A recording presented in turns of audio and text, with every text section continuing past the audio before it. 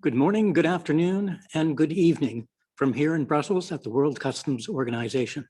Welcome to the joint launch of the study report on disruptive technologies jointly organized with the World Trade Organization. My name is Brendan O'Hearn, and I'm Deputy Director of Procedures and Facilitation here at the WCO, and I'll be your facilitator for the session. We have more than 900 registered people participating in this event, and we do have simultaneous interpretation in English, French, and Spanish. The webinar will begin with opening remarks from Secretary General Dr. Kunio Mikuria from the World Customs Organization and from Director General Ngozio Konja-Iweala from the World Trade Organization. After hearing from the Secretary General and the Director General, the key findings of the study report will be jointly presented by Azam Soysanli from the WCO and Emmanuel Gan from the WTO. This will be followed by short presentations on the experience of deploying disruptive technologies from the customs administrations of Argentina, the Netherlands, Niger, and Korea. After these presentations, we'll have a question and answer session.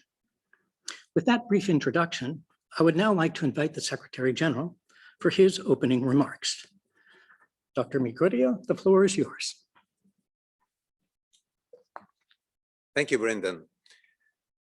Dr. Ngozio Konja-Iweala, WTO Director General, distinguished speakers and participants, I would like to warmly welcome all attendees who are interested in trade, customs, and technologies. We are living in the era where, thanks to the technological development, trade growth, including e-commerce, has significantly outpaced the typical public service evolution, challenging our conventional way of doing business. This is the reason behind the WCO's taking up disruptive technologies as technologies. Those technologies disrupt the way customers conduct their business.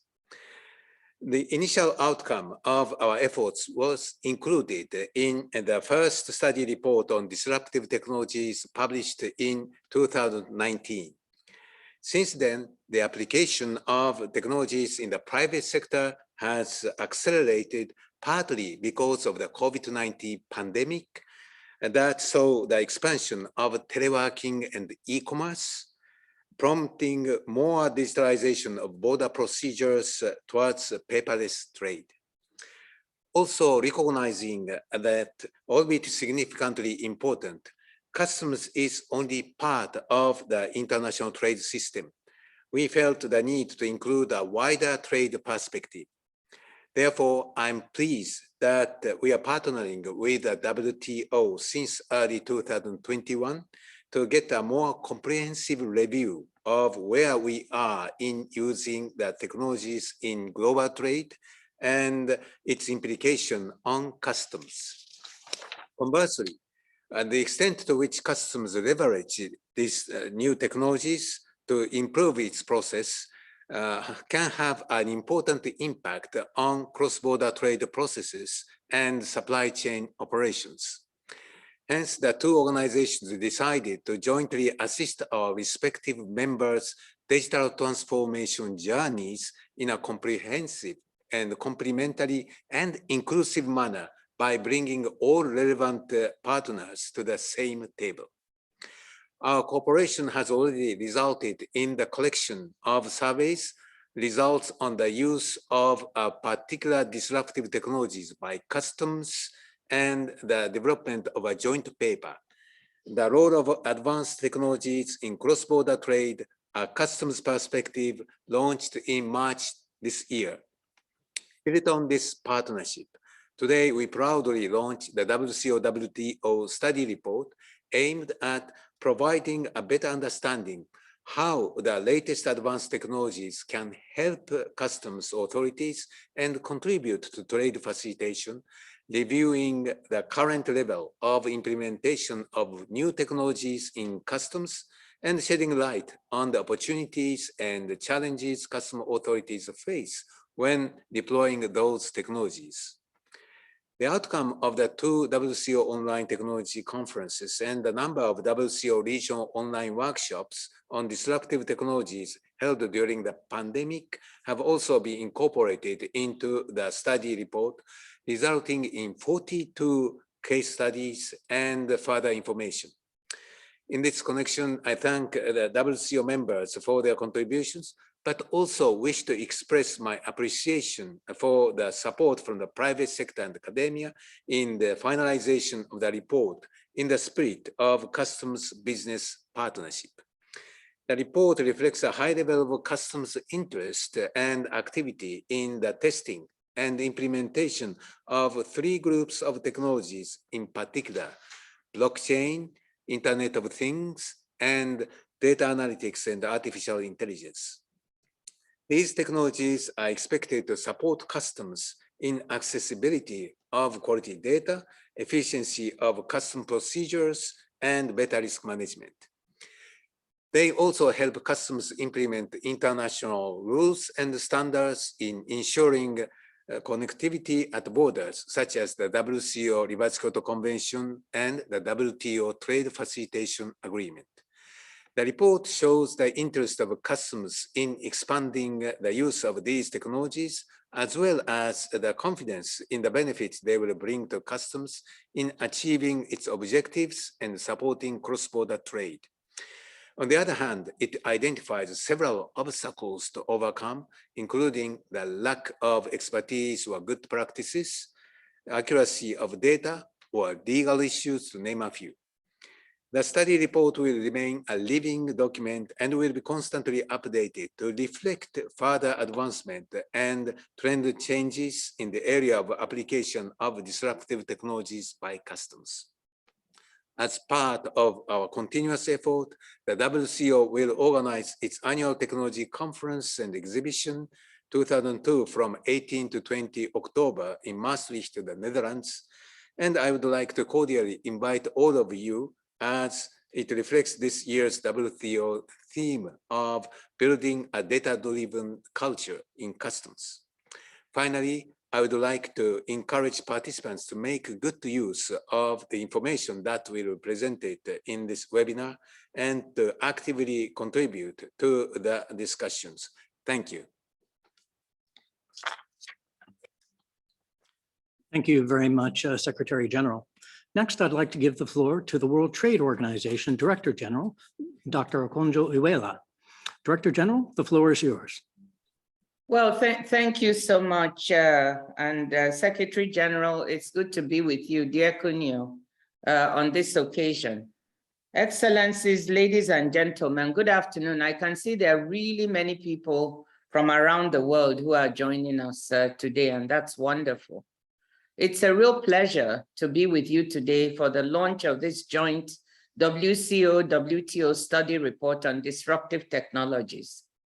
Digitalization is at the center of how we do business today. It has become a driving force for economic growth and trade expansion. Disruptive technologies like blockchain, the Internet of Things, artificial intelligence, and machine learning enable new and innovative business models that can contribute to making trade more efficient and inclusive, such as online retail and lean inventory. They also have the potential to significantly reduce border-related fixed costs, which is especially important for smaller firms. Governments must not lag behind as businesses use digitalization to operate more effectively. The good news, as this study makes clear, is that many governments are doing just that.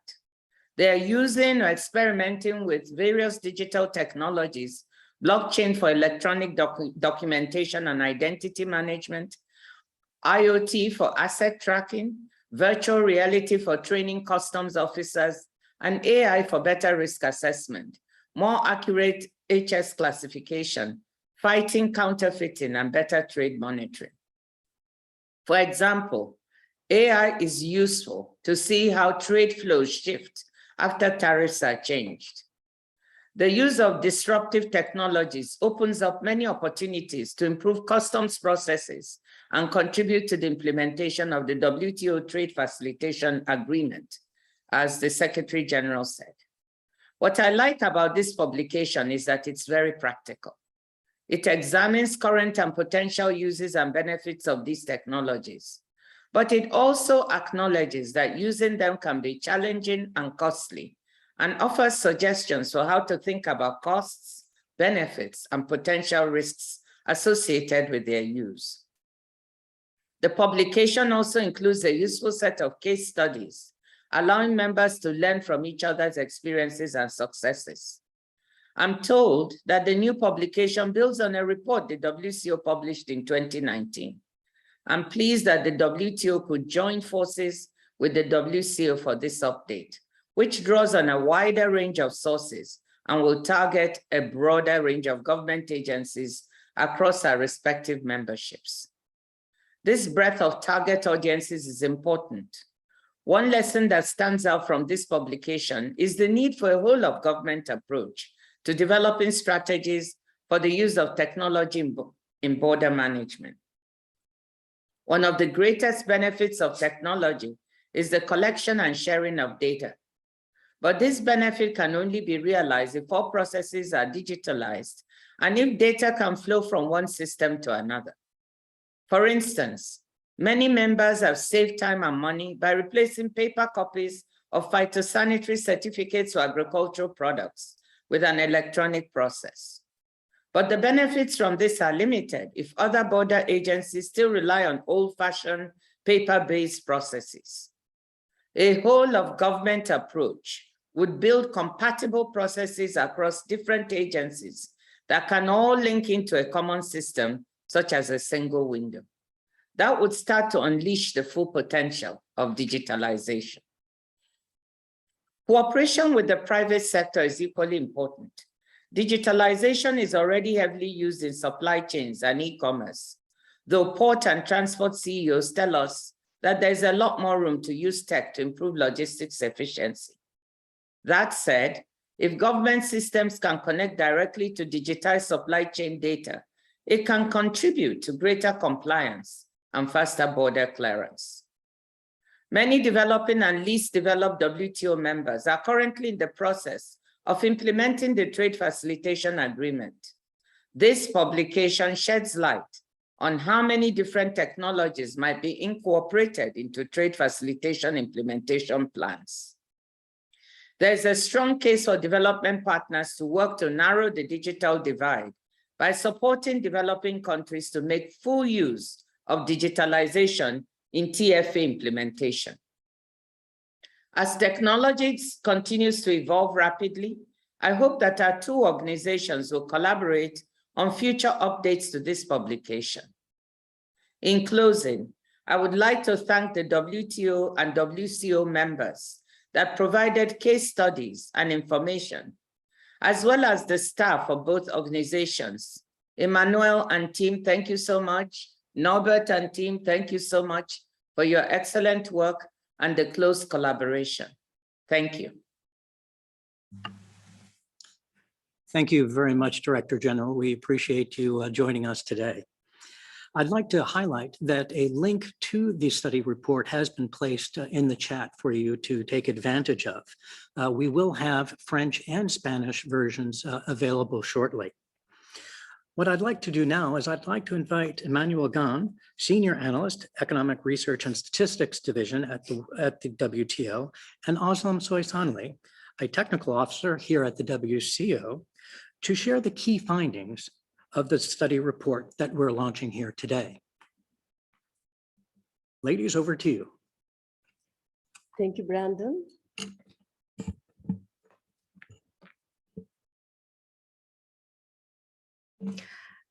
Thank you, Brandon. In our presentation, Emmanuel and I will give you a flavor of what is included in the study report. The study report on disruptive technologies 2022 is the result of the collective effort of the WCO and the WTO secretariats, working closely with the customs administrations, private sector representatives, and other stakeholders. As the Secretary General and the Director General highlighted in their opening remarks, it was built on the first version published in 2019. The results of a survey on the use of particular disruptive technologies by customs conducted in 2021, and also the paper prepared based on the results of this survey have been incorporated into this update of the report. Moreover, outcomes of the WCO regional workshops and TechCons have also been reflected in the report. The two organizations partnered in updating this study report in order to ensure, first of all, the broader trade perspective. The first part of the study report focuses on 7 technologies, namely blockchain and distributed ledger technology, Internet of Things, big data, data analytics, artificial intelligence and machine learning, biometrics, drones, virtual augmented and mixed reality, and 3D printing. The second part of the report includes 42 case studies from customs administrations, private sector, international organizations, and other stakeholders. The report also provides recommendations and lessons learned, as well as WCO and WTO initiatives in this area. Over to you, Emmanuel. Thank you, Özlem. Now, the first technology being discussed is blockchain, which is a technology that can bring various benefits to trade, from increased security to greater transparency, greater efficiency because it enables peer-to-peer interaction and automation through smart contracts, and greater compliance. But there are also a number of challenges and risks associated with the use of blockchain. And key challenges cited by customs in deploying blockchain solutions include lack of expertise, cost, and governance issues. But interoperability, scalability, legal issues, and privacy will also have to be addressed for blockchain to be used on a wide scale. The report discusses the potential of blockchain for customs purposes and the areas in which it is currently deployed. And the main areas where it is being deployed include e-commerce, exchange of information, certification and single window environment, risk management, and automation. As mentioned by Özlem, the study report also includes a number of case studies, and actually quite a few of the 42 case studies of the report relate to blockchain. They concern a diverse set of issues and are developed by governments from various regions, Latin America, Asia, and Europe in particular, as well as from private sector actors. And these appear in italics on the screen. The Port of Rotterdam, for example, submitted a case study on the use of blockchain for customs clearance. The next technology we look at is the Internet of Things, which is all about asset tracking. Now, asset tracking has become extremely important in supply chain management. It is used for monitoring the movement of goods and containers in real time, with a view to improving risk management and efficiency of customs clearance processes. And because it enhances the volume and variety of data, it enables better analytics. Now, all of this is best achieved by partnering with other stakeholders like shippers, carriers, forwarders, to allow customs to have access to a bigger pool of data. Now, IoT often works actually in tandem with other technologies like blockchain and AI. However, integrating IoT with customs processes can be complex and costly, and there are interoperability issues of various IoT systems, and lack of expertise within customs is also a challenge. Now, about half of the customs authorities surveyed use IoT technologies in customs business processes, such as X-ray scanners, QR code readers, or cameras to read license plates. For example, a number of customs administrations are monitoring the movement of cargo in real time, specifically shipments in transit. And we have one case study submitted by Kenya in the report about the regional electronic cargo tracking system. The UAE also uses IoT for cargo tracking for risk mitigation, and the Port of Bari in Italy uses it to optimize the multimodal movement of goods. And we have a fourth case study in the study report from Guatemala, where they use RFID antennas, container code recognition to modernize customs processes. And it's really a case study about lessons learned and the need to carefully integrate software and hardware. The third set of technologies we look at in the report is big data, AI, so artificial intelligence and machine learning, which could be some of the most disruptive technologies. AI opens interesting opportunities in terms of risk management, compliance, predictions, revenue collection, and image recognition. But AI is a technology that is not easy to deploy, that requires specific skills, can be costly, and integration with existing legacy systems can be complex. In addition, deploying it also presents significant risks. AI is often being criticized, for example, for being a black box. It's not clear how the system works. There is also a need for strong ethical principles combined with robust compliance and legal frameworks to ensure that AI is not misused. And finally, access to robust and transparent redress mechanisms will be required to ensure the integrity and ongoing improvement of AI processes. AI is already being used extensively by customers for various purposes, ranging from risk management, and we have 2 case studies from the Netherlands and the Russian Federation, for example, on this particular issue. It's also been used for HS classification. Here again, we have 2 case studies from Belgium and Brazil. It's used for scanning and image recognition, and we have 1 case study from China, but also for revenue collection, post-clearance audits and control, and chatbots. And we have 1 case study on chatbots from Zambia. Over to you, Özlem. Thank you, Emmanuel. Biometrics is a rapidly growing field in the information technology sector, with fingerprint recognition expected to remain the most dominant form of biometric technology. Currently, it is mostly used for immigration and border security enforcement. A number of projects are also being implemented by customs authorities. Customs agencies should monitor this field closely to identify additional uses, such as verifying identities and controlling the access of customs operators, or identifying the different actors in the supply chain.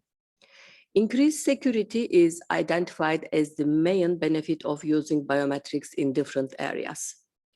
However, there are significant concerns about the use of biometrics, in particular that it may not be limited to identity verification only. As customs agencies and other actors in the international supply chain move towards the wider implementation of biometrics, there are several considerations that administrations must take into consideration, such as legal and physical barriers that could be overcome with political will. There are a number of case studies in the report, as I mentioned previously, regarding the implementation of biometrics as well, and we would like to invite you to have a look at them. Drones are already being used by some customs administrations for surveillance and monitoring purposes. Drones can also play a very important role when it comes to the domestic and cross-border deliveries. The major challenge in this area is the unavailability of drone policy framework for developing drone regulations. There are also some security concerns, as well as risk of using drones for smuggling. The use of virtual reality solutions for customs training purposes has been successfully employed by government bodies like Dubai Customs. There are different potential future uses in customs and border management for virtual, augmented, and mixed reality, such as physical inspection to protect intellectual property rights, perform efficient security screenings, identify and assess vehicles, provide translating services and visualization of big data sets. The WCO Virtual Reality Training Project, which uses virtual reality to train customs officers, was launched with financial support of CCF Korea in 2021. The 3D printing market is growing rapidly. It is widely used for industrial, medical, construction, and consumer goods. It is also at the early stages of adoption within the automotive and aerospace sectors, as well as in the consumer electronics sector. The implications of 3D printing for origin, valuation, IPR, and security, and for VAT in particular, have been stressed in the WCO in different meetings. In order to respond to challenges in assessing the overall impact of 3D printers, national monitoring of them, and also their impact on trade, the new heading 84.85 for additive manufacturing was created as part of the 2022 edition of the WCO harmonized system. Over to you, Emmanuel. Thanks, Özlem. So in conclusion, the study report includes a summary of the various recommendations that have emerged from discussions held at the WCO and at the WTO over the past few years on the use of disruptive technologies by customs. These recommendations are articulated around 5 themes, which are the importance of cooperation, standardization, legislative work, awareness raising, capacity building and IT infrastructure, and experience sharing and joint work. And this concludes our presentation of the key findings of the study report. Of course, we invite you to read the whole study report, which is now available in English on the WCO and WTO websites, and the French version will be made available very soon. So thank you very much, and back to you, Brendan. Great, thanks so much, Özlem and Emmanuel, for that very nice overview. Now we'll take a little bit of a turn. We've allocated 10 minutes for each of the speakers in this next panel, which will be followed by a 20-minute question and answer session. If you would, for the participants, if you would like to ask a question, please use the chat box function, preferably indicating to whom you would like your question to be addressed. I would now like to invite Alejandro Jimenez, project leader from Argentine Customs, for his presentation. So over to you.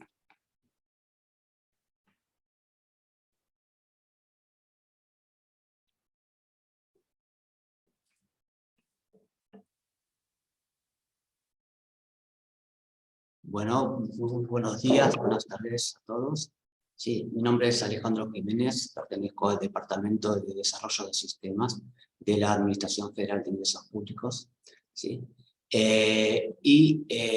Principalmente quisiera agradecer la invitación a este importante evento de tecnología disruptiva y compartir con ustedes la experiencia que tenemos con respecto a la implementación de la red blockchain, ¿sí?, en el ámbito del Mercosur, en el marco del proyecto Keynote. La red blockchain interconecta servicios de Argentina, Brasil, Bolivia, Paraguay y Uruguay. En el año 2020, noviembre de 2020, se establece tanto en producción como en testing las 2 redes para el intercambio de información. Sí. Excuse me, Alexander. Argentina, your presentation is not in full screen, and you are still on the first slide. Sí. Ahora ya pasé a la segunda diapositiva. ¿Se ve? ¿Conceptos técnicos? No, I'm sorry. First, put your presentation to full screen.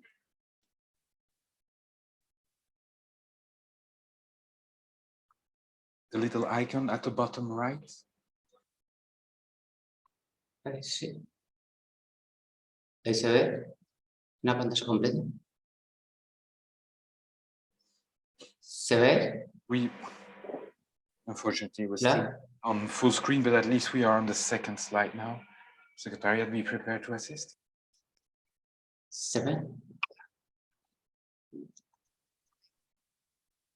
¿Conceptos técnicos? Sí. ¿Se puede ver con los conceptos técnicos? ¿Hola? No, that's a negative. I'm sorry. I will stop your sharing and Secretariat will share for you, sir. Seems you're facing some technical difficulties. You will have to say next. Right? Está perfecto. Bueno, perfecto. Bueno, bien, la siguiente diapositiva, por favor. Bien. Con respecto a la herramienta utilizada para el desarrollo de la red blockchain, ¿sí?, se utilizó Fabric, ¿sí?, en su versión 1.4. ¿Okay? Para hacer un poquito de historia, el tema de la red blockchain inicialmente, ¿sí?, fue propuesta por Brasil, ¿sí?, luego digamos, fue tratada en el ámbito del Mercosur, de la Comisión Técnica, y aprobada para su desarrollo e implementación. Siguiente, por favor. El primer caso de uso utilizado fue lo que es el operador económico autorizado. Hasta el momento se está utilizando planillas Excel para el intercambio de información. Siguiente, por favor. A través del consenso entre los países del Mercosur se decidió intercambiar los datos que podemos ver en pantalla, ¿sí? Por respecto a la identificación de empresa, rol, domicilio, tipo de domicilio, país, provincia, las certificaciones de Estado y el tipo de certificación. Siguiente, por favor. En lo que respecta al formato del mensaje a intercambiar, se está utilizando JSON como formato, ¿sí? Y se diseñaron los métodos para poder realizar altas, bajas y modificaciones de información que se está intercambiando. Fabric permite lenguajes de utilización general, lenguaje propietario, ¿sí? Y el Smart Contract de Bconnect fue diseñado con TypeScript. Tenemos que destacar que el repositorio, ¿sí?, de fuentes se encuentra en Paraguay. Paraguay se ofreció para tener los fuentes, ¿sí?, versionados, ¿sí? Y podemos decir que no hay una política de incentivo con respecto a la utilización de esta mensajería, ¿sí? Y todas las... o sea, toda modificación requiere un consenso entre todos los países. Siguiente, por favor. Bien, como dijimos, se diseñó el mensaje en el formato JSON y con respecto a la estructura está basado en el modelo de datos de la OMA, tomando como el paquete base Interbox. Acá podemos ver un ejemplo, ¿sí?, de un mensaje, el formato en que se intercambia. Siguiente, por favor. Tenemos que destacar que, como dijimos inicialmente, en el año 2020 fue cuando se diseña la red blockchain, y esto, digamos, fue hecho todo en el ámbito de la pandemia, ¿tá?, donde con todas las limitaciones que eso implicaba, digamos, todo se tenía que realizar por videoconferencia y demás. En este momento, digamos, está implementado en producción el intercambio de información entre Argentina y Brasil. En testing están trabajando tanto Paraguay como Uruguay, y se espera, digamos, que Paraguay y Uruguay puedan ingresar a producción a fines de año, principio del siguiente. Y después expandir, digamos, esta red, ¿sí?, a los demás países, entre ellos Bolivia y demás países de la TIC. Siguiente, por favor. El próximo desafío es poder realizar el intercambio de información de las tablas de referencias correspondiente al sistema de Cintia. Cintia es un sistema de información de tránsitos internacionales aduaneros. Se refiere al seguimiento de los tránsitos internacionales, ¿sí?, con información información sumaria y detallada, ¿sí? Y eso es lo que en este momento se están consensuando formatos, y para poder implementarlo esto en una etapa próxima, ¿sí?, digamos dentro de este año, ¿sí?, a principios del que viene.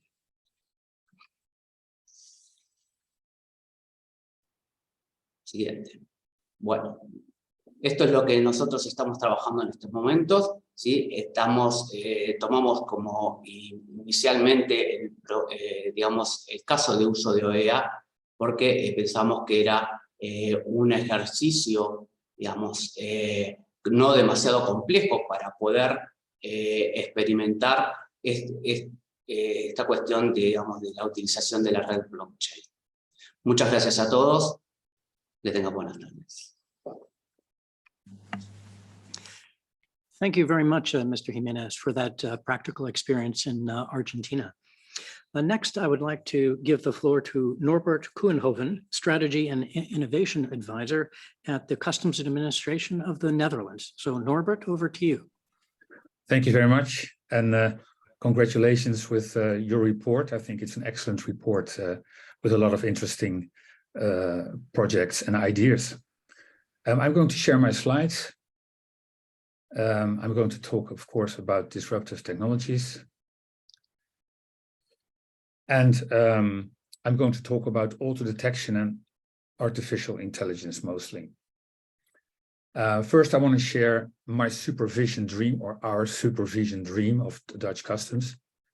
And coming from the country where famous painters as Rembrandt and Van Gogh are born, and I have made a picture of, on your right-hand side, see that, of a ship with a lot of containers waiting on the quay to go to Europe. And at the departure, we already see a number of documents available: the purchase order, shipping instructions, the invoice, certificate of origin. And then you see the containers moving in a stream, in a flow to Europe, where there's another set of the import declaration is made and it's going into the EU. That's an example of a supply chain. And the supervision dream we have is to use these pre-departure documents, to use the entry summary declarations, the bill of lading, all that stuff, to get early insights pre-departure of what is going to move. The other thing is we want to insight these stream patterns. So all the banana containers, what is their usual routing? What is their usual timing? Clothing, what is their usual price and average price of a container? All the patterns, the routes, the behaviors we'd like to analyze. Then we have, besides the post-departure insights, we can have inspections or interventions. And they can be pre-arrival, they can be on arrival, they can be post-arrival, deck sweeps, opening containers, whatever can happen. And post-arrival, definitely giving containers the room to move beyond the border, but still having them under control and even doing post-arrival checks or interventions. Our dream is to do that, to automated collect data. So from private sector platforms, from sensors, from cameras, from X-ray scans, all kinds of sensors that automatically collect data. And with those data to automatically do the risk analysis. So automatically, and the reason for that dream is because we experience that on a daily basis. If you think of a port of Rotterdam, per year we have about 700 million packages to open. And it's just too much to do it manually. So we're really looking for automated processes. For that automated dream, the disruptive technology we're looking at is AI models, artificial intelligence. Data science is really important for that. It can help us to derive risk profiles from historic data. We can develop models to filter false positive profile hits. The more simple risk profiles we use today give a lot of hits, alerts, I should say, give a lot of alerts. So much they cloud the work of an analyst. So by filtering them to pick the most interesting ones out, that's already a big efficiency improvement. We want to develop predictive risk models. On the one hand, for classification. So what's the chance, the percentage, the probability that a postal package has something suspicious, or detection models really showing there is something you should look at, and anomalies, so things that are out of the normal to indicate them. We definitely, and it was mentioned before, want to use risk profiles, but more or less, more even artificial intelligence models to use external data. So not only customs declaration data, but also, and more even, the private sector data that is out in the open, and the data from other customs agencies, from other government authorities that are around. combining all these with artificial intelligence brings a lot of benefits.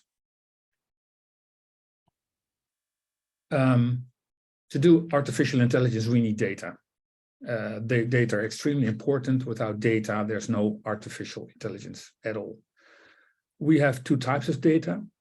The one is structured data, so tabular data. Think of declaration forms, inspection results, internal data that we have as customs or as governments. Also external data, platforms like TradeLens, OneRecord, GSBN. There's a lot of private sector platforms these days that have a lot of data that we can structurally use and put in a table and then apply easily. Today I'm going to talk a bit more about unstructured data, images, documents, things that you cannot read but you have to analyze, and you can do it manually, that is with a person's eyes. People get, it's very cumbersome. People who do that are very quickly tired. They don't see things anymore. You will notice that when you're in airlines and you're going to fly, and with the hand luggage security checks, every 5 minutes there's a new guy or lady looking at the X-ray images from your luggage, because it's just too intensive to do a long time for a human being. So unstructured data analyzed automatically.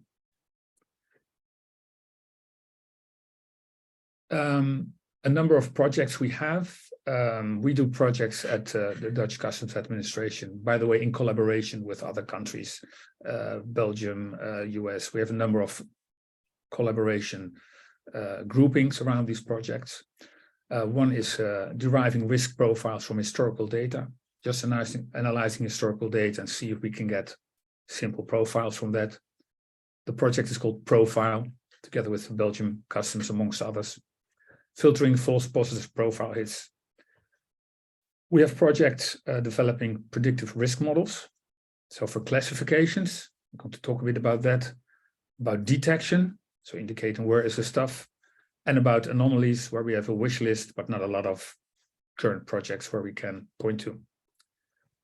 And we're developing risk profiles and AI models using external data. So combining X-ray images and external data gives more value, and actually you need to combine the images with structured data to get good results. Diving in deeper, one example is an X-ray project we have on postal packages. We're going to show that in 2 weeks' time. We have the WCO TI and IT conference in Maastricht, where we do, as Dutch Customs, a demo of that project, where we have developed a model, an artificial intelligence model, which can look at goods and classify them. So it looks specifically for pills, and so pills, drugs in postal packages. So it's connected to the belt, the production belt of the post office, and all the packages that come in are X-ray scanned. Our AI model is looking at the pictures and gives a probability of 20%, 30%, 80% that there are pills in the package. This is created by training the model with images. That's how they work. These artificial intelligence tools, you feed them with, this is a picture of a postal package with pills. This is one without pills. This is one with pills. And if you feed it long enough, at some point it starts to recognize, give judgments by itself. If you then feed them a blank postal package, it will say this has pills, and then you tell them no, you were wrong, and it will take that into account. So you keep feeding it after you first analyzed it. So it's never stopped, and you need a lot of training material for that. So that's one project we did. Another one is it's the other way around, where we analyze scans, and as you see on the picture here, where the model indicates where the pills are in the picture with a circle. So that's more easy to use. A similar project on another topic is on trucks, on containers, where we look at containers again to classify them. What's the probability that this container has drugs, bananas, weapons? You can feed it with all kinds of images. And the other way, a detection where the image is looked at by the artificial intelligence module and even indicates where the stuff is that you're looking for in the container. So again, this requires a lot of training materials and a lot of training. Also, the combination, which I mentioned with structured data, you want to know from the declaration or from the freight documents, we think this is a container with cucumbers. And then you look at an X-ray and you see, you train a model to recognize how an X-ray scan of cucumbers looks. And that's the way, there's one model looking for cucumbers and giving the probability that there's cucumbers in that container. If you want to look for cauliflowers, you need to train again with pictures of cauliflowers and X-ray images. So I wouldn't say it's never ending, but it's not a simple thing. It's a continuous journey to build your portfolio of models. Our next steps, this is where we are. We are at the beginning of a long and ambitious journey, but we're making good progress. We know what to do, how to do it. What we need, what are our next steps at Dutch Customs Authority, is a database with annotated, as we call it, images of pills in postal packages, of X-ray scans, cucumbers, X-ray scans of cauliflowers, X-ray scans of weapons, test data. This is really something we need, where we need to collaborate, and maybe the WCO can help there, but that is something where we would should bring together all the data and images we collect collectively. Second thing, an IT environment which is fit to do this. This requires a lot of cloud environment, safety, security. It's not easy, and it's different from our usual legacy environment where we process declarations one after the other and do an if and then else check. IT environment, storage, training, deployment of data and AI models. And the third thing, adjust the workflow. So the whole the supervision process will also be changed. Now it's on arrival getting a declaration flagged. It will be during transport, during even pre-departure, already getting signs and maybe actions, a different way of working. So we also need to take into account that this AI disruptive technology implies also different organization work. That was just very brief 10 minutes explanation of what we're doing at Dutch Customs and the potential of artificial intelligence as a disruptive technology. Back to you. Thank you very much, Norbert. And I'm so glad that you brought up the WCO Technology Conference coming up in just about 2 weeks. We'll certainly see you there, and I hope to see many more participants at the conference as well. Next, I'd like to give the floor to Ibrahim Maifada Abubakar, Principal Inspector at Niger Customs, for his presentation. So the floor is over to you. Merci beaucoup.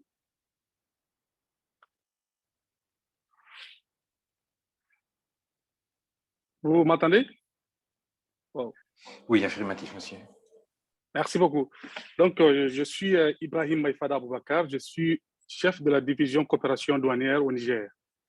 Donc, je voudrais aujourd'hui partager mon expérience suite à une saisie que nous avons effectuée quand j'étais chef de la Brigade nationale d'intervention. Donc, la Brigade nationale d'intervention, c'est une structure opérationnelle qui est chargée, qui est rattachée à la direction de la lutte contre la fraude. Donc, dans le cadre de nos activités quotidiennes, nous avons expérimenté les données GeoInt. Donc, c'est dans ce cadre que nous avons effectué une saisie. Comme vous pouvez le constater, le Niger est un pays enclavé, c'est-à-dire qu'il est dépourvu de ports. Donc, la majeure partie des marchandises qui viennent ou qui transitent par le Niger nous viennent de différents ports comme le port de Lomé, du Togo, le port du Bénin ou celui de la Côte d'Ivoire ou du Ghana. Donc, plus de 95% de nos importations viennent par la voie terrestre via ces différents ports de débarquement. Donc, la principale préoccupation aujourd'hui de la douane nigérienne, c'est la contrebande.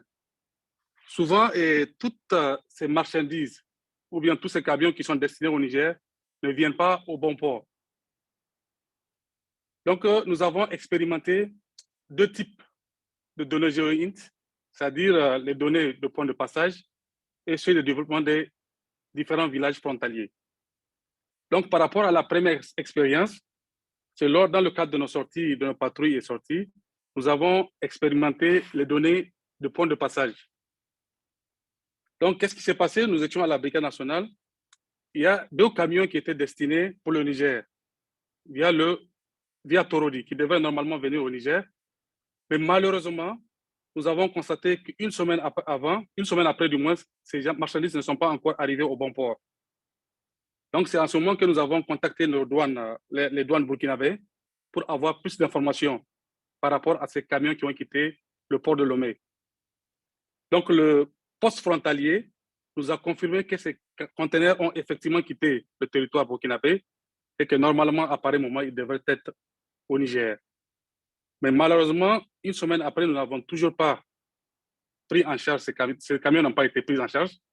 Donc, on a contacté le bureau destinataire qui nous a confirmé qu'effectivement, ces conteneurs n'étaient pas encore parvenus. Donc, il se trouvait qu'en ce moment, on était en train d'expérimenter les données GeoInt. Donc, je contactais Thomas Quintens, qui était le conseiller du DG de douane du Niger en ce moment. Et là, il nous a mis en contact avec une société privée qui nous a envoyé des images, n'est-ce pas, des différents villages frontaliers de la frontière burkinabé. Donc, en parcourant ces différentes images, nous avons constaté que parmi les 3 images, il n'y a qu'un seul village dans lequel nous avons 2 magasins contenant des toits.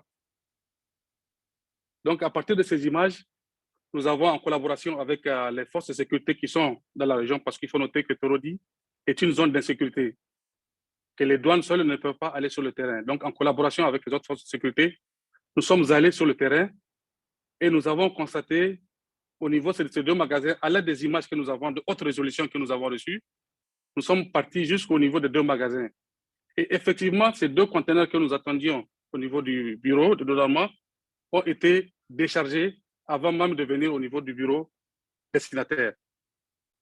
Et le propriétaire était en train d'acheminer ces mêmes marchandises à l'aide des motocycles et puis à l'aide des petits véhicules. Et nous avons interpellé le propriétaire et en ce moment, nous avons commencé la procédure et les pénalités ont été appliquées. Donc voilà un peu comment, dans le temps, effectivement aussi, on a utilisé des fiches qu'on appelle les DTR, les documents topographiques de référence. Donc à partir des images que nous recevons, lorsqu'il y a des sorties au niveau des brigades, nous donnons ces fiches-là aux éléments qui vont sur le terrain. Donc à partir de ces fiches, vous avez les données des différents points de passage au niveau de la frontière et également, éventuellement, les différentes pistes des contrebandiers. Donc, voilà un peu l'expérience que j'ai voulu partager avec vous et sur l'utilisation des données GeoInt. Merci à vous.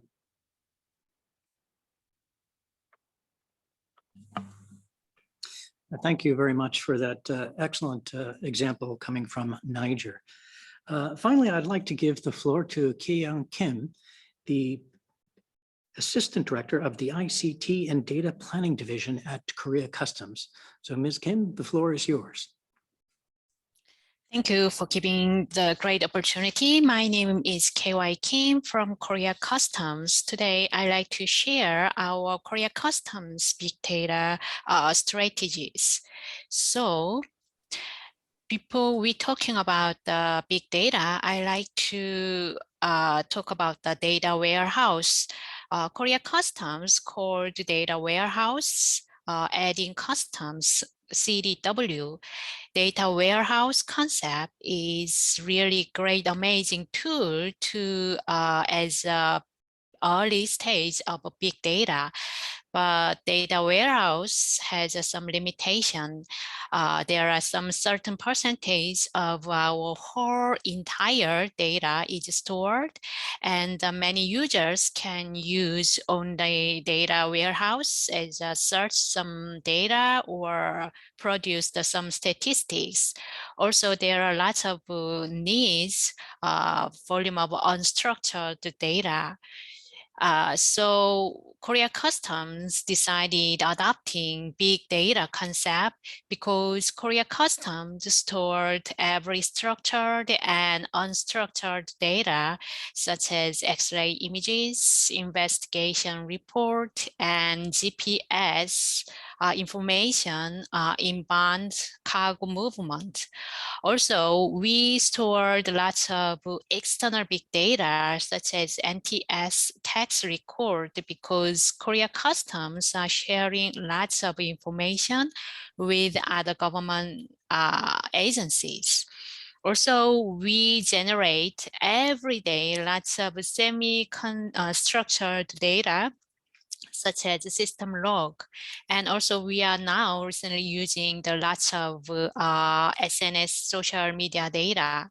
So we adopting various advanced analyses for the big data. So in 2017, we conducted research and development study to apply of the big data from initial planning to utilization. And next year, we established mid and long-term strategy plans to reflect internal and external environment changes. And 2020, we selected 5 Korea Customs experts to build a task force team. And the same year, we established the Big Data Center as a body of the headquarters. And since 2017, 115 custom officials can enjoy the benefit to train more than half of years of intensive training in ICT technology operated by best ICT training company. And they rebuilt multiple projects and lots of big data models for years. And digitalized procedures created by the concept of big data or AI above existing procedures. So today, I'd like to share 3 big data systems adopting in Korea Customs. So first one is AI Customs Clearance Model. First, it generates group of high-risk data for a certain period of time based on the company and item to measure the risk level of import declaration, and then repeatedly learn from their clearance data using AI deep learning screening model. And this model is adopting in a risk management system, and it has proved lots of real participant effectiveness in the real cases. Second one is the AI trade finance monitoring system using machine learning and rule-based algorithm using transaction, financial, and foreign exchange data. It identified companies committed financial fraud that manipulated price which was 130 million US dollars since 2019. And this system, we called it Big Finder, and this system produced a lot of user-friendly visualization, which shows correlations of risk models, especially in high risk of the travelers and explorers import supply chains and bypass imports of delinquents. So Korea Customs allowing the lots of budget for the only big data. So in 2020, we build 12 models, some such as prediction or HS suggestions, and we launched Korea Customs Big Data Portal. And last year, we also built 12 models more, and still now we are developing big data model to make the right decision. Okay, thank you for attention. Thank you very much for that presentation, and a huge thank you to all of the panelists for keeping to the time. This ensures that we do have quite enough time for a question and answer session. So what I would like to remind participants of is that you may use the chat box function to ask your questions, and please do include who you are posing that question to. We've had a number of questions come in during the presentations, and I would like to invite not only the panelists, but our colleagues from the WCO and WTO, Özlem and Emmanuel, to jump in as well, if you like.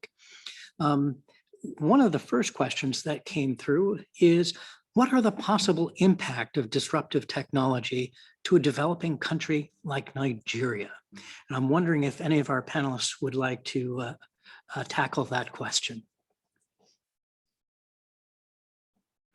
And if you would, feel free to speak up. I wonder why specifically Nigeria. I would say every customs organization in the world has an issue of supervision, and supervision can be strengthened by the use of analyzing data and artificial intelligence. So I would say yes, Nigeria could definitely benefit.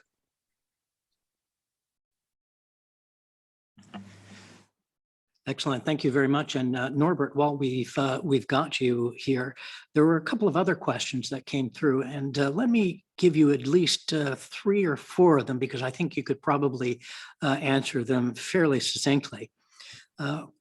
First question is, how do you access private data? Do you have to purchase it? The second question is, given that the relevance of the results generated by machine learning or AI depends on the quality of data, how can you ensure the quality of external data, invoices, transport ticket, certificate of origin, et cetera, before feeding the system? The next question is, what is the level of human intervention related to 1, risk profile development, and 2, predictive model development? So I'll let you tackle those. I think you can get them. Yeah, these certainly let me know. These are questions that touch on to the core of the whole artificial intelligence process. So first, the easy one, private sector data. So far, Dutch Customs is not paying for private sector data. Of course, you could. If there's somebody with a specific set of data you're very interested in, you can buy them, or you can try to buy them. But what we do is we try to get into a give to get mode, where as a customs we facilitate those supply chains who are willing to share or to give access to their supply chain data. TradeLens is an example of that, a blockchain platform largely used by ocean container transport, where by having, for example, well, I won't give details, actually, let me not go too deep, but by getting access to their data, we can use those data to combine with our declaration information, and we can check certain things or get better insights. We get that for free because we give them a de-risking. That's what we can always promise, and we're working to give them more facilitation even. The dream is that we at some point even abolish declarations, because we will have all the data that we have, for example, for an entry summary declarations. We can get all those data from the bill of lading and all kind of documents which they're willing to share with us. So that's legally not allowed yet in the European Union, but it's definitely where we want to go. And that immediately connects me to the next question, the quality. How can we ensure quality of private sector data? That is, of course, a challenge. By the way, it's also a challenge to look at the quality of customs declarations, because I guess they're more light in customs declarations than there are lies in private sector data. because what we use as Dutch customs is the data there that are actually used in the operation. So the bill of lading, which is actually a freight contract, is a legal document between the transporter and the shipper. And that is has all kind of legal status that you can really rely on that. That doesn't say that all the data elements, sometimes they are names which are later replaced, but the core of what is shipped from where to where is 100%, 99.99% reliable. So you have to be look very detailed at which data elements have which status in their use, and if you can trust them more or less. And some things you cannot trust, so you just use them as not trusted data. You don't use them for AI models, or you try to cross-check them with other sources. So, for example, the gate out provided by a terminal in a port, and a gate out provided by the shipper, so the ship captain. Those can differ. So the one says I've left already, the other says no, you're still in the port, so you haven't left. Is that type of semantics, and by cross-checking you can also upgrade the quality of data. We are not there yet as Dutch Customs. Let me be clear, we are at the very beginning of this trajectory. It's the way to go, but we're in early stages. And then the last question was the human risk thing, the human factor. That is, we have as rule currently at Dutch Customs that we always have a human decision after formal decision after an AI algorithm makes a suggestion. Different from traffic fines, where you get a fully automated a ticket on, at least I get them a ticket on my desk that I've been speeding, and there's no human in that system. We still do human checks, and before we start an AI algorithm, there's a big process that's getting stronger and stronger by auditing authorities in the Netherlands. Why are we using an AI algorithm? Is it necessary? Is it proportional? What data are we collecting? What data are we combining? Are we not biasing, discrimination, all that stuff? We have to make a big file where we're very transparent about all the steps. A lot of work, it's a lot of work, but I'm, as a citizen, I support that. That is the way to go, that each AI algorithm is, as transparent as possible and explainable to outsiders. Great, thank you very much for that, Norbert. Much appreciated. The next question is for Korea. The question is, what technology do you use for data analysis?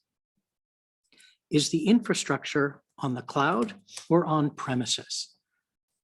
So Ms. Kim, over to you. Okay, our infrastructure is not cloud yet. We use the on-premises, and yes, that's the answer. And which technology is we are using the lot of skills, prediction and regression, clustering, classification, network, lots of text mining. So we decided and choose the one specific skills depends on the models. Thank you. Thank you very much. The next question goes to Niger. The question is to find out if the goods in transit left the country of transit. Why do you not use the data from the SIGMAT system, interconnected system for goods in transit? How do you intend to use and combine the data from GeoInt and from SIGMAT system and the SIGMAT system? So Niger, over to you.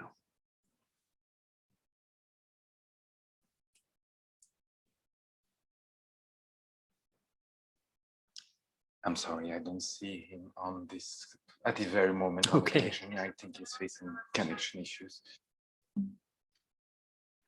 Very good. So we'll go on. We have another question for Korea, and it is: you mentioned about financial data. How deep is the financial data that KCS could collect? Is it mandated by law or is it voluntary by the trader? Yeah, so some data we can collect by the law, but mostly we buy it, especially company information from the specialized company in foreign. So something is we collected by the law, but mostly not. Thank you. Okay, thank you very much. And for Argentina, we have a question. What proposals are there to strengthen capacities and skills in the use of blockchain worldwide? So, Mr. Jimenez. Bien, nosotros inicialmente, digamos, es muy reciente que empezamos con la implementación de la red blockchain. Sí, estamos, digamos, incursionando en la experiencia de los primeros intercambios. Así que, bueno, esto, digamos, incluye una capacitación y demás. O sea, estamos en las primeras instancias. Así que, bueno, es lo que puedo decir en este momento.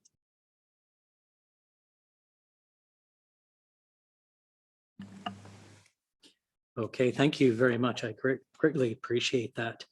One more for Norbert. How easy or difficult is it to develop and implement AI algorithms supporting the supervision tasks of a customs administration? Norbert?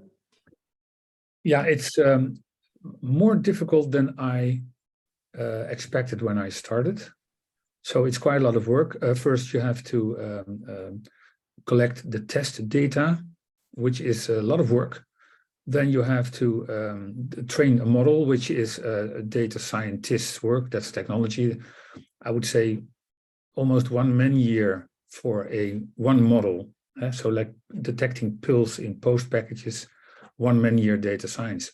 Then you have a model, then you have to test it and prove it works. So you have to do a shadow run for a while compared with production data and the test data. If the science of the results of the model are acceptable, and then you have to implement a structure where you keep feeding back the results to the model, that the model gets to be improved, and you face emotional resistance, I would call it, from the existing analysts who don't like, in the beginning at least, the artificial intelligence models. They feel the models they have used for many years are better, are more precise, don't come from headquarters. So there's also you have to do a mental change process, and once they're on board and they're trained how it works, and with this learning cycle, as we call it, the model becomes better and better and better. And only then, at some point, your model gets better than the initial profiles, because we are using profiles or rule-based algorithms, as they were called in Korea's better word, I think, in Korea's presentation. We're using them already, and we're catching a lot of criminals. So, so that whole process, and then you have on the side to explain, the ethical side. Is it not biased? So I think it's more work than I expected. And if you say easily just train a model and you have an AI algorithm which gives you results, yes, but it's not only that. It's really to bring it into production, and then you need the technology. I mean, what I said, the IT environment to support that. That's even, if I might say, even for Dutch customs, a challenge. We have big mainframes processing lots of declaration forms.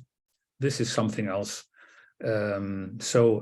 Also there, you have to do a lot of work. So don't underestimate it. On the other hand, it's very rewarding. It really works. It gives you new insights, gives you enormous potentials to change your whole supervision process. We call it blue, yellow, and green groupings of clients, I was going to say, but it's not clients, it's importers, where you give different risk regimes to different groups of players. So a lot of work, but worth it. Thank you very much. The next question actually was addressed to both the Netherlands and Korea, but I will pose it to Korea first. And it says, as cooperation between professionals with backgrounds in different fields is sometimes hard when they do not really understand each other, how do you make the customs for professionals and ICT experts speak the same language?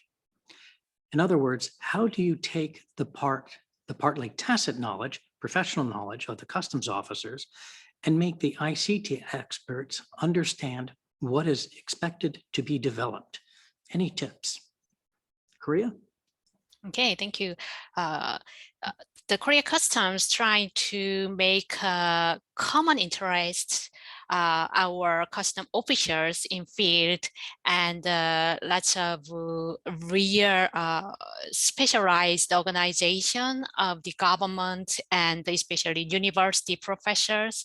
So we made some professional team consists of 33 bodies. So we're trying to make lots of interest with other among the agencies at the same time. Thank you. Well, maybe the 33 should be increased to 34 by having Dutch Customs participate, but I think that is one way to go, so that we share the data we can share, and not, of course, all supervision data. Some things have to stay behind the curtain, but I think we can share a lot. Test data, risk indicators, AI models, what models are working. There's different type, classification, detection, anomalies, standards.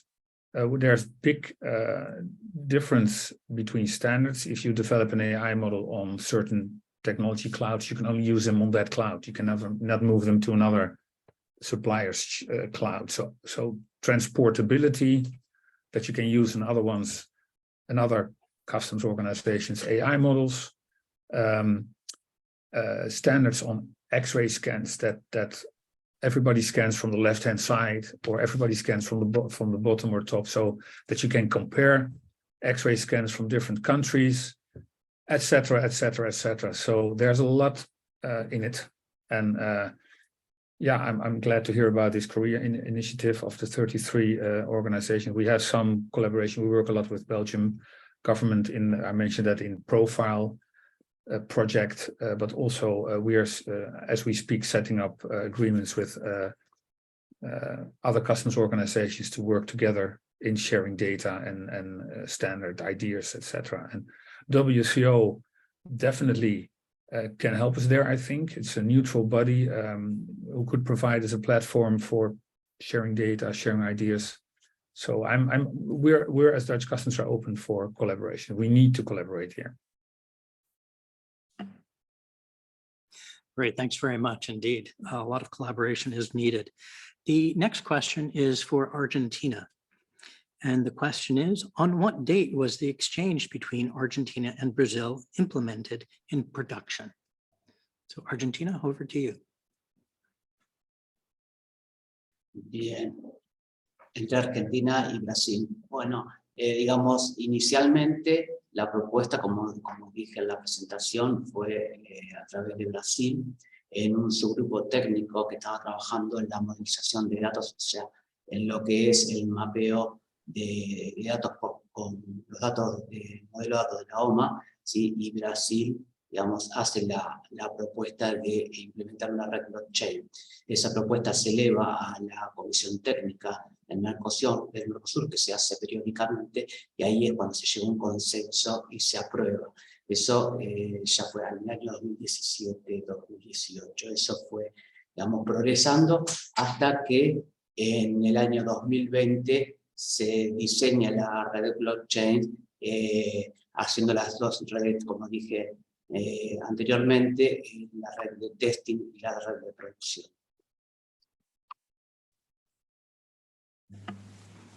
Thank you very much.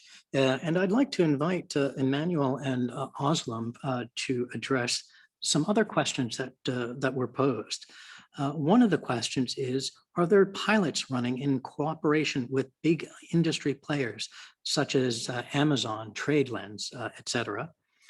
And well, I'll leave that one for the two of you right now. The other one just kind of escaped me here, but we'll circle back to that. Emmanuel or Aslam? Sure, happy to jump in on that one. Yes, there are some interesting pilots that are conducted jointly with the private sector. You mentioned TradeLens, and this is also an initiative that was mentioned by one of the speakers. There are more than a dozen, if not even more, about 20, I think, customs authorities that participate in the TradeLens project and that are piloting it. So close cooperation between some private sector initiatives and customs. For Amazon as such, I mean, I wouldn't be able to tell, but I do know that customs authorities are involved in other projects on the private sector side, in particular when it comes to blockchain. I see that the speaker from Argentina actually has his hand raised, so he may want to share some insights as well. Yes, please. Thank you, Emmanuel. Argentina, please go ahead. Sí, buenas tardes. Quería dar una especificación con respecto a lo que había dicho anteriormente, sí, que más allá del consenso que se hace en el año 2017 y 2018, la puesta en producción entre Argentina y Brasil se realiza en este año, en el mes de abril. Ese detalle solamente.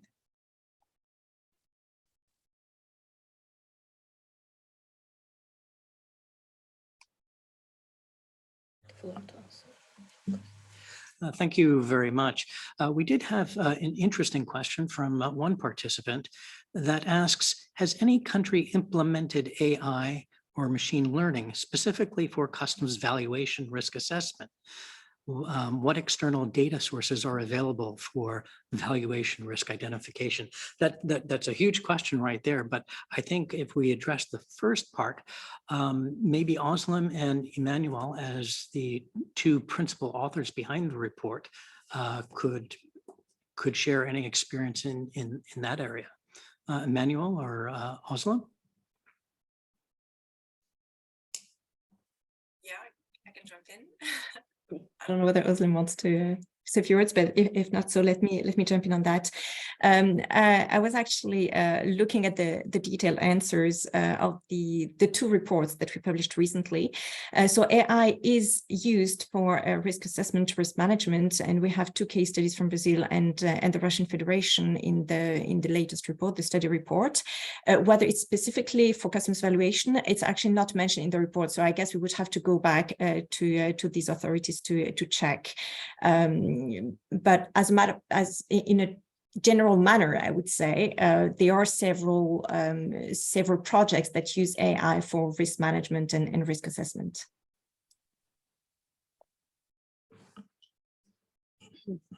Thank you, Emmanuel. Indeed, as Emmanuel explained, we don't have a specific use case on valuation area, but in general, there was also another question from another member asking if it is possible to share the technologies used or developed by other members with them in the chat box. Indeed, this is one of the targets, one of the aims of this, one of the objectives of this study report.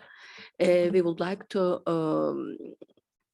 share the use cases, case studies from our members with all customs administrations, as well as with private sector and with traders as well, because we believe the importance of the sharing knowledge and sharing experiences.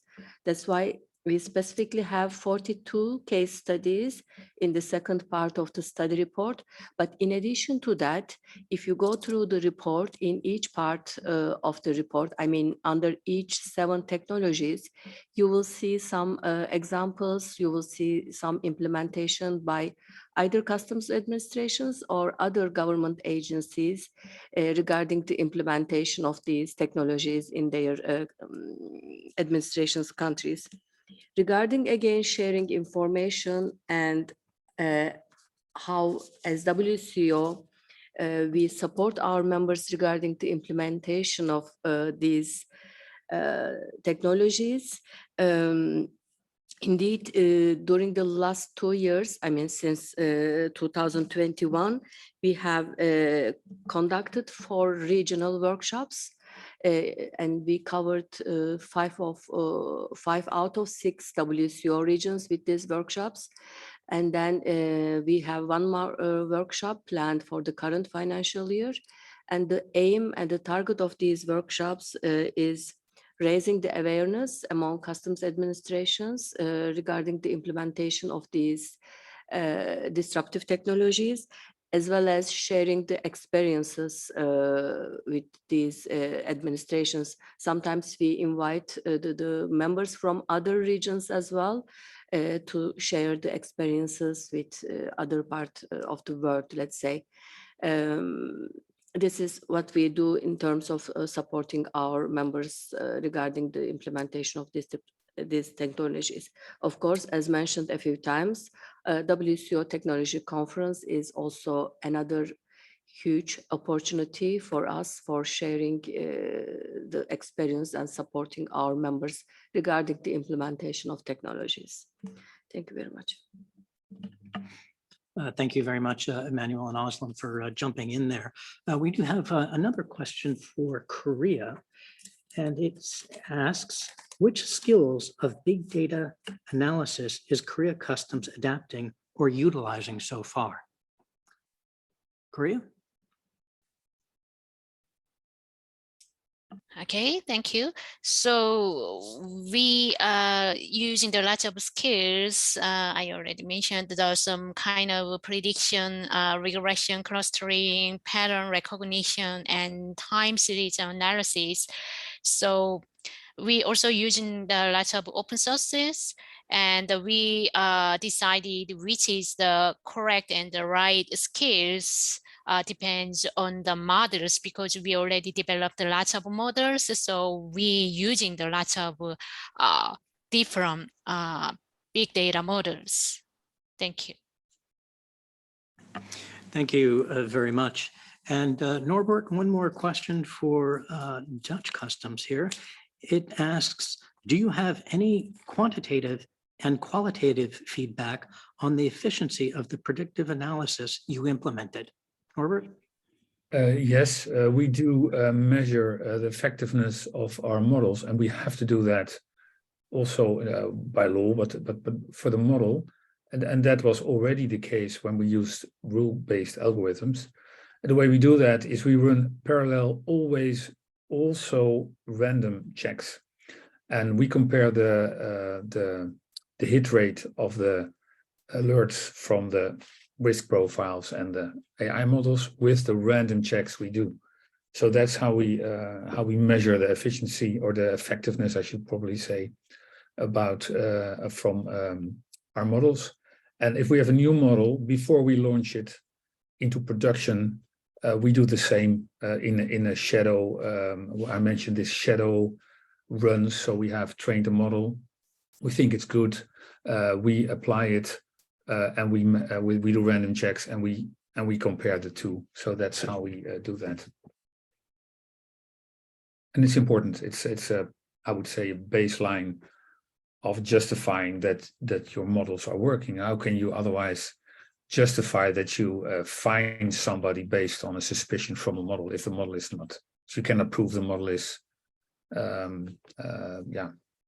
correct and reliable. Thank you very much. Here's a question that I'll put out there from one of the participants. It says, in the brave new world of AI, blockchain, machine learning, et cetera, does customs still see a role of the port community systems as a gateway to their respective infrastructure solutions? I'm wondering if any of our panelists would like to tackle that question in the approximately 1 or 2 minutes that we have left here. Yeah, I'm happy to. I won't hijack the speaking time, but this is yes, there's definitely a role. A port community system, the way I see it, are supporting to optimize the flow in a port. So they collect all kinds of data, detailed data about the operation in the port. That includes gate in, gate out. That includes all kind of so what the terminals, the containers, when they arrive at the terminal, when they leave, when they are on the ship, how long they were on the quay, if there's been stuff put in, all kind of detailed information. And they are connected, usually the advanced ones, in at least the ones I know, are connected to large back offices, their shippers, their logistic players to coordinate the work in the port. So that's how the port community systems can be a portal to collect data from the people and the organizations they are connected to. And I know from Portbase and the port community system in Marseille and in Barcelona, they're all very well connected to a huge group of players, and that they all have valuable information for customs organizations that we can use to do the risk management and to build AI models or rules-based algorithms, and in return try to facilitate those organizations who are transparent. Long sentence, but important topic, I think. No, thank you very much. Greatly appreciate your insights on that question. This does bring us to the end of our webinar, and I would like to thank all of our distinguished speakers, the WCO Secretary General, Dr. Mikuria, the WTO Director General, Dr. Akonjo Iweala, our colleagues Emmanuel Gan and Özlem Soysanli, and of course our distinguished panelists from Argentina, Korea, Niger, and the Netherlands. Thank you all so much for your contributions. The finalization of the study report was made possible thanks to the contributions and support from the WCO and WTO secretariats, working closely with member customs administrations, private sector representatives, and other stakeholders. We are also very grateful to the Korea Customs Cooperation Fund for funding the design and the printing of this publication in 3 languages. The study report intends to further raise the awareness and knowledge of WCO and WTO members of the use of disruptive technologies in international trade, and particularly in the border management environment, including the benefits and opportunities and the challenges and gaps identified. The study report will remain a living document intended to contribute to well-informed decision-making in this area. A final thank you to our interpreters and to our technical staff, without whom this would not have been possible. I wish you a very pleasant rest of your day, and goodbye from Brussels. Thank you so much for joining us.